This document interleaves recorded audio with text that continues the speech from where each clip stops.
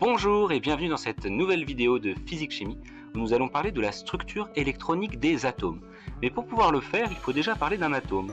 Un atome est constitué d'un noyau avec des protons et des neutrons, qui est tout petit, et d'électrons qui ont différents niveaux d'énergie. Et on représente ces niveaux d'énergie par des couches et des sous-couches autour du noyau. Alors en seconde, il n'y a que 5 sous-couches à connaître, réparties sur 3 couches. La couche 1 qui est jaune, la couche 2 qui est bleue, qui est répartie en 2 sous-couches, 2S et 2P, et la couche 3 qui est blanche, qui est répartie en 2 sous-couches, 3S et 3P.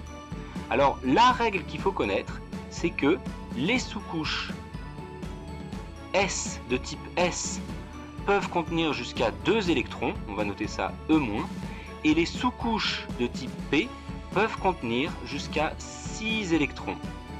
Premier exemple, l'oxygène. L'oxygène contient 8 protons, donc 8 électrons. Alors comment répartir ces électrons sur les couches? On commence par la première et on respecte ce tableau-là. La première est une couche de type S, donc elle peut contenir 2 électrons maximum. On en met 2 et on écrit ça en exposant. Puis la couche 2S, pareil, ne peut en contenir que 2. 2 plus 2, 4, il en reste 4 à placer pour arriver à 8. Et je place mes 4 derniers sur la couche 2P, qui pouvait en contenir jusque 6, donc elle n'est pas remplie. Les dernières sous-couches n'ont pas été utiles.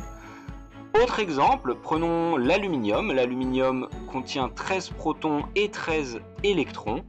Et donc on commence exactement de la même manière. Dans tous les exercices, ce sera toujours la même chose.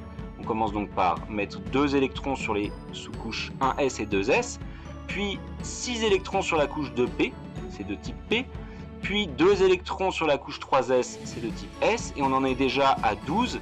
Il reste un électron à placer sur la couche 3P, qui ne va pas être remplie, du coup, puisqu'elle aurait pu contenir 6 électrons. Voilà, merci d'avoir écouté.